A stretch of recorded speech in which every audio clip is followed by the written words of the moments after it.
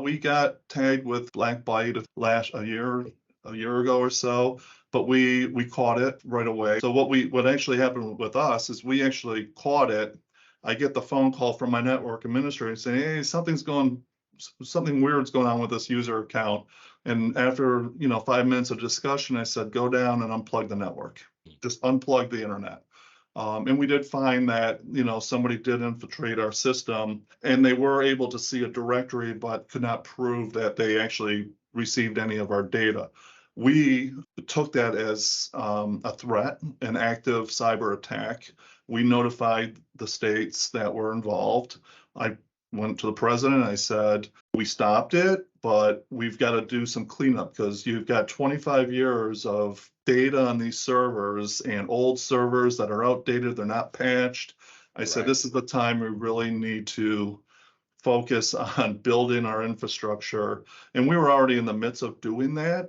So it wasn't a hard test. We shut down for 2 days and took systems offline, did a lot of scanning with our SOC. And the other thing is very important with incident response is having a privacy lawyer.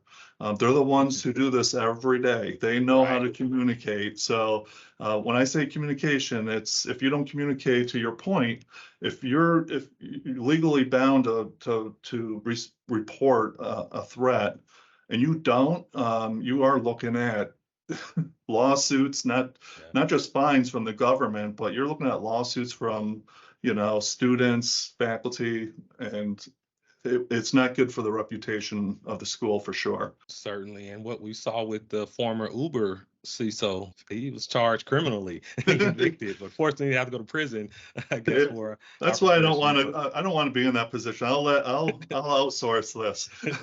Absolutely.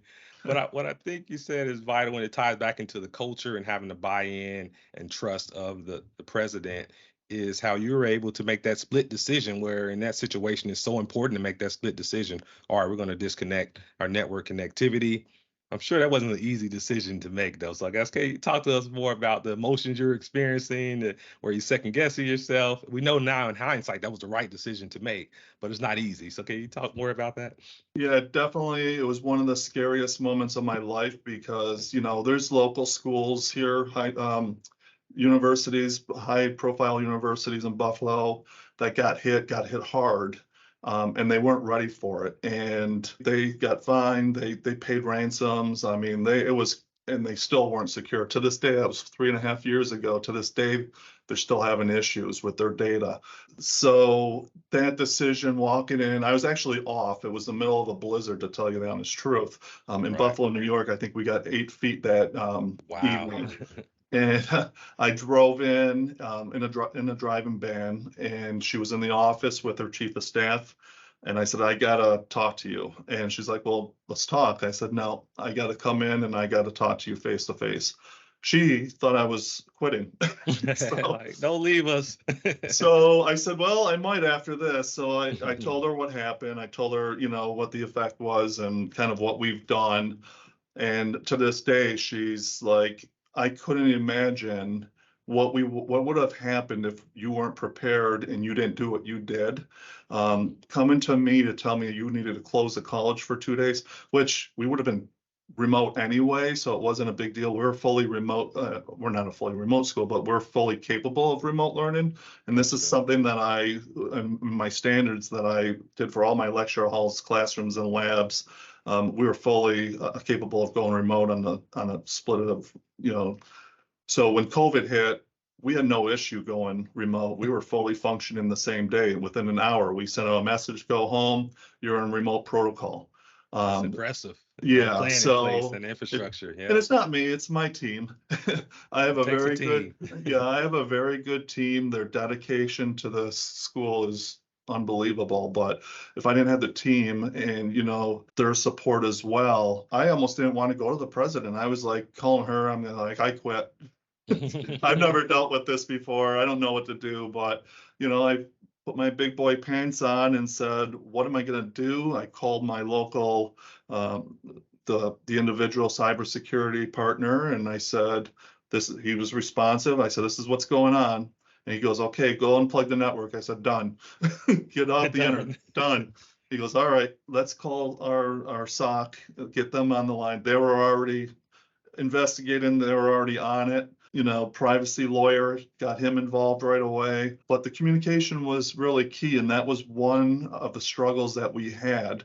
I didn't have that ability to go out and send out a mass communication saying, hey, this is what happened.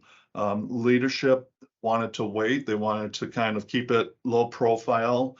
And I understand why, but it probably wasn't communicated properly. But this is the first time for all of us going through something like this. And the last thing you want to do is over exaggerate an issue. And I may have over exaggerated the issue by reporting it right away. But, I didn't want to take that risk. We knew they at some point, and they got in from a service account that where the old admin set up a service account with welcome and password as the username and password.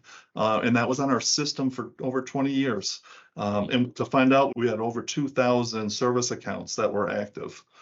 So that was one of the things that we did. We investigated every server, every process, any access to our servers via VPN or remote desktop or whatever the method was. We shut that down, we disabled. And then as we brought things back online, we found processes were broken. And that's when we would say, okay, it needs the username and password. Let's create the secure user and password and follow the policy. So now we're pretty much hopefully safe. So I feel pretty confident saying that, but it was definitely a learning exercise. And I'm new to higher ed. I didn't know all the compliance for higher ed, so it's been an eye opener. That compliance helped me build our disaster recovery platform, basically.